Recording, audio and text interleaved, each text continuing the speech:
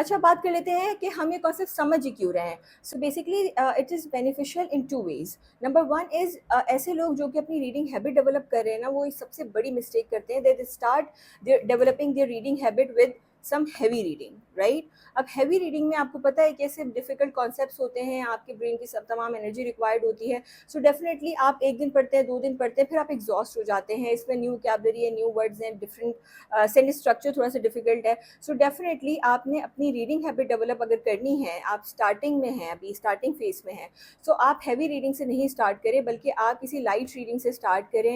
Like this book, this is a novel, right? अब novel में क्या होता है ना कि एक स्टोरी होती है, वो चल रही होती है, आपको भी इंटरेस्ट होता है कि अब आगे क्या होने वाला है, सेंटेंस स्ट्रक्चर ईजी होते हैं, वोकैबलरी आपको बहुत ज़्यादा परेशान नहीं करती। So start developing your reading habit with some light readings, right? Light reading में आप कोई भी नॉवल ले लें, कोई शॉर्ट स्टोरी ले लें, चाइल्ड लिटरेचर ले लें। There is no harm in reading child literature या हैबिट डेवलपमेंट के लिए।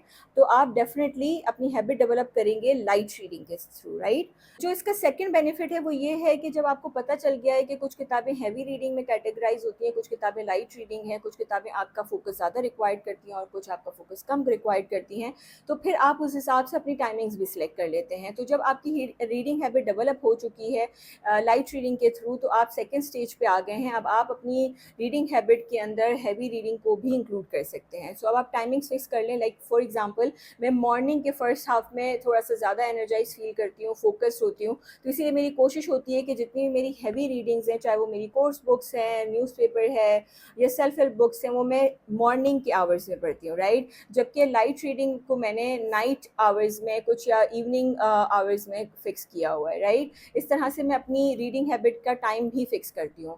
थर्ड थिंग इज़, आपने अपनी हैबिट को ईजी बनाना होता है। जेम्स क्लियर अपनी किताब एटॉमिक हैबिट में कहते हैं make your habits easy, right? So मेरी कोशिश ये होती है कि जो हैवी रीडिंग वाली बुक है ये मेरी मेज़ पे रखी हुई हो, जो कि मेरी स्टडी टेबल है, और मुझे पता है कि मैं स्टडी टेबल पे सिर्फ उसी वक्त आऊँगी जब मैं पढ़ने के मूड में भी हूँ और प्लस मैं एनर्जाइज भी हूँ। सो ये एक ही किताब मेरी मेज़ पे पड़ी है ताकि मैं डिस्ट्रैक्ट भी ना हूँ दूसरी किताबें देखकर, और मैं इसी किताब को उठाऊँ और इससे पढ़ लूँ, राइट? जबकि लाइट रीडिंग मेरे पास ये है, और ये मेरे पास बेड साइड टेबल पे पड़ी होती है, ताकि मैं जब भी सोने लगूँ या उससे पहले या जब भी मैं रिलैक्स आवर्स में हूँ, तो मैं अपना ये प्लेजर रीडिंग वाली बुक पढ़ सकूँ। So I hope you have understood and this is going to benefit you a lot. Thank you.